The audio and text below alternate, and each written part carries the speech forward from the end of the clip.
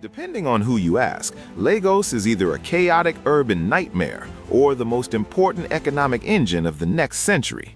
But the math doesn't lie. While the capitals of the West are aging, Lagos is just waking up. We are about to watch the African giant go through the most aggressive transformation in human history. We will see how a coastal city survives rising oceans, how it reinvents money, and how it becomes home to 100 million people. This is the timeline of the city of the future and the story of why Lagos will rival New York. The clock starts now. Year 2029. The late 2020s are defined by one thing: the sleeping giant finally wakes up. For decades, Lagos was a city of potential, but by 2029, that potential is finally realized. The massive Lekki Free Trade Zone hits 100% capacity. The Dangote refinery and the deep-sea port are fully synchronized, turning the city into the industrial engine of West Africa. But the real game changer isn't oil or plastic. It's food. With the population crossing 30 million, the logistics of feeding Lagos become a nightmare. The traditional food belt in northern Nigeria is facing severe drought and insecurity. The situation is bleak. But desperation breeds innovation. So in 2029, Lagos stops looking outward and starts looking upward. The city opens its first commercial vertical hydroponic hub in Epe. I want you to imagine a building the size of 20 football fields, stacked like a deck of cards. Inside, it's not an office, it's a farm. Under purple LED growth lights, millions of tons of yams, cassava, and leafy greens are growing in a controlled, mist-filled environment. This is a pivotal psychological shift. This is the moment Lagos realizes it cannot rely on the rest of Nigeria to survive. It begins to function as a closed-loop system, a self-feeding machine. Year 2034. By the mid-30s, the infrastructure finally catches up to the people. The legendary Lagos traffic, the stuff of nightmares, is finally tamed. The fourth Mainland bridge opens. It is a 38-kilometer marvel of engineering connecting the island to the northern shores. But if you were driving on it in 2034, you wouldn't see the sky. The entire bridge is covered by a solar canopy, a continuous roof of photovoltaic panels. It is called the green spine. This serves two purposes. First, it generates gigawatts of power to light the highways. But second, and more importantly, it provides shade. Commuting across the lagoon is no longer a sweltering ordeal. You're driving through a breezy, shaded wind tunnel. This bridge unlocks the north. Development floods into Ikorodu. The lagoon curtain falls, and for the first time, we see the birth of true planned Lagosian suburbs. The pressure on the city center releases, and the city can finally breathe. Year 2038. Here is where the economy explodes. By 2038, we hit the Silicon Lagoon era. You have to look at the demographics to understand this. Nigeria has the largest youth population in the world. Millions of digital native, hungry, brilliant minds. Yaba, the tech district, creates 3 decacorn startups, companies valued over $10 billion in fintech and agri-tech. Global venture capital stops looking at Tel Aviv and Silicon Valley and starts pouring billions into Lagos. This creates a problem. Lagos is now generating massive untaxed liquidity. The local government looks at the crumbling federal infrastructure and makes a bold move: the creation of the Lagos Sovereign Wealth Fund. This is the first crack in the relationship with the capital, Abuja. The governor of Lagos argues that this new wealth must be ring-fenced to build seawalls and cooling systems rather than vanishing into the federal bureaucracy. The sentiment on the street changes. People stop identifying as Nigerians first and start identifying as Lagosians. The seeds of the breakaway have been sown, and they will change the city forever. Year 2041. Then the good times end. The wet decade begins. We've all heard of global warming, but in 2041, it stops being a statistic and becomes a physical assault. The West African coast is hit by wet bulb events. This is a terrifying phenomenon where the heat and humidity are both so high, 35 degrees C at 90% humidity, that your human body physically cannot cool itself. Sweat doesn't evaporate. If you're outside for more than a few hours, your organs begin to shut down. The city is forced to adapt instantly. Public life shifts to a nocturnal economy. The government bans outdoor labor and commerce between 10 a.m. and 5 p.m. But Lagos can't just stop. Instead, it shifts. Imagine walking through Lagos in 2041. During the day, the streets are ghostly quiet, shimmering in the heat. But at sunset, the city explodes into life. Markets open, construction crews start drilling, and schools hold classes. Lagos becomes a neon-lit 24-hour organism that sleeps during the blazing day and comes alive at night. Year 2045.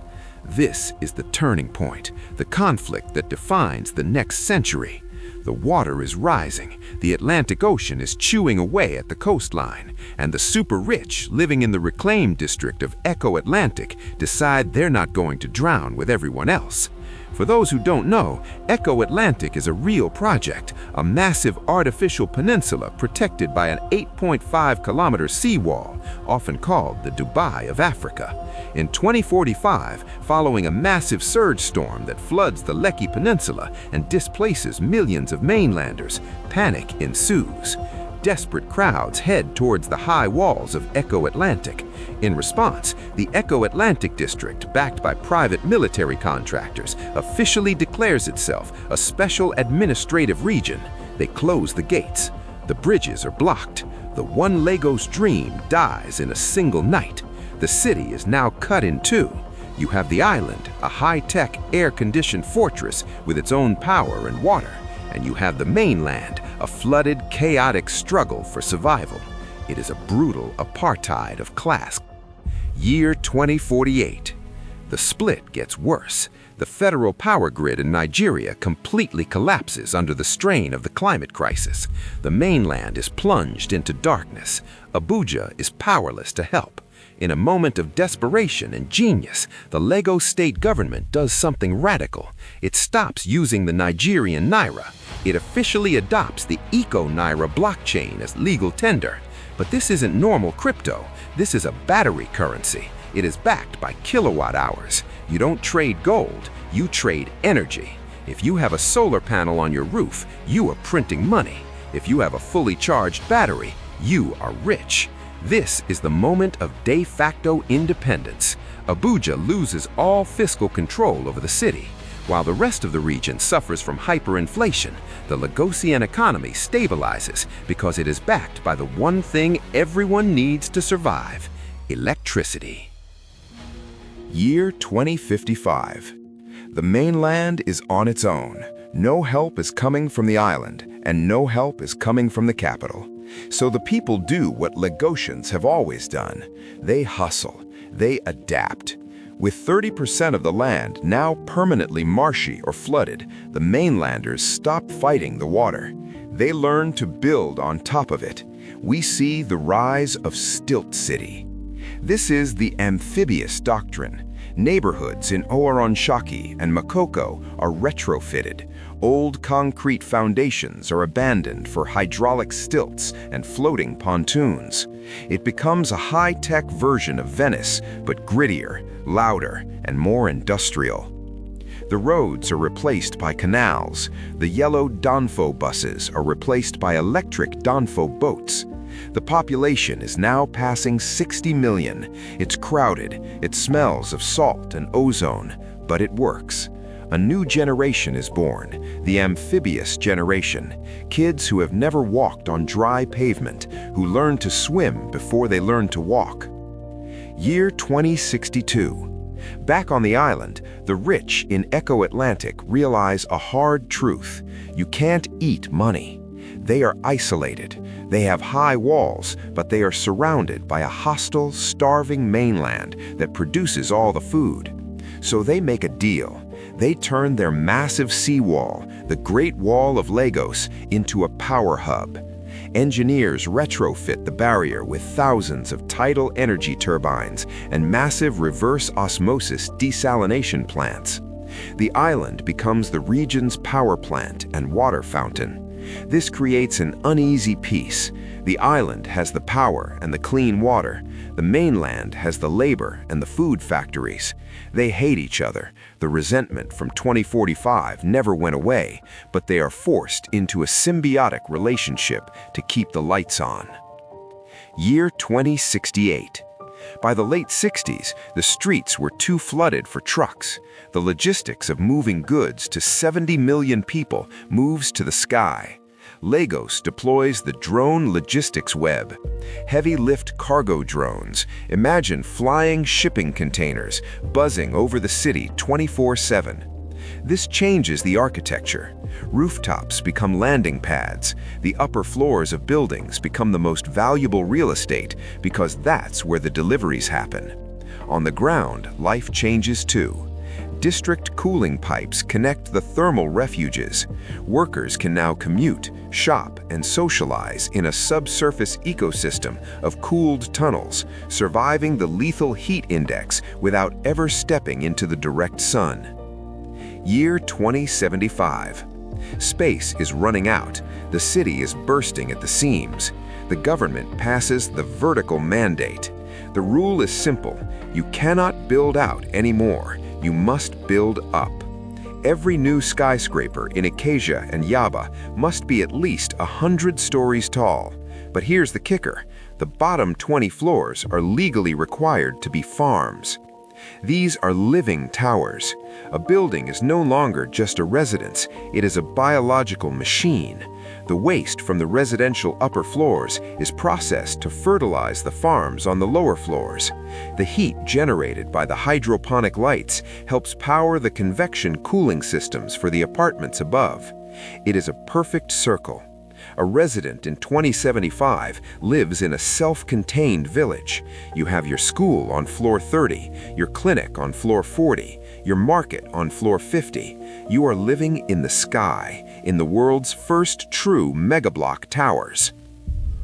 Year 2085. By 2085, the city changes color. The heat is still the enemy. To fight it, the city passes the green lung retrofit. Skyscrapers are draped in bioengineered vines and mosses. These aren't normal plants. They're genetically modified to thrive in saltwater humidity and absorb massive amounts of heat. Lagos adopts its final iconic aesthetic, lush and weathered. From a distance, the city looks like a ruin, giant glass towers swallowed by the jungle. But up close, you realize it's high technology. The plants act as a natural air conditioner, creating a microclimate that drops the ambient temperature of the city by 5 degrees. It is a man-made rainforest. The shiny glass of the 2020s is gone, replaced by a living, breathing green skin. Year 2092. Then the balance of power shifts again. Remember that energy currency, the Eko Naira? Well, technology advances.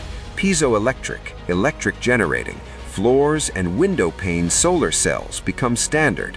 Suddenly, the sheer density of the mainland becomes its superpower. The wind slums, with millions of people walking, moving, and living, are generating more energy than the rich, sparsely populated island. The economic power flips. The mainland becomes the energy exporter. The poor are generating the power that keeps the rich's air conditioners running. This forces a leveling of the social hierarchy.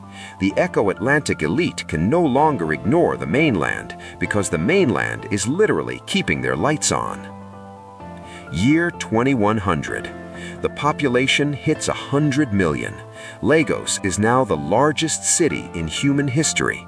It is larger than most countries. Recognizing its power and tired of being dragged down by regional politics, Lagos formally exits the Federal Republic of Nigeria. It spearheads the West African League of Cities, a trade union of coastal city-states like Accra and Abidjan. Lagos becomes the first true sovereign megacity. It answers to no president, no parliament, and no king. It answers only to the dictates of the climate and the market. It is a global superpower, sitting at the table with the EU, China, and India as an equal.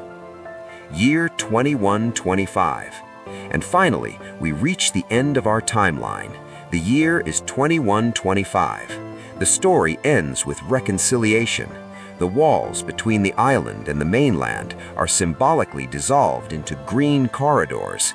The class divide, once enforced by concrete and guns, is bridged by shared ecological dependency.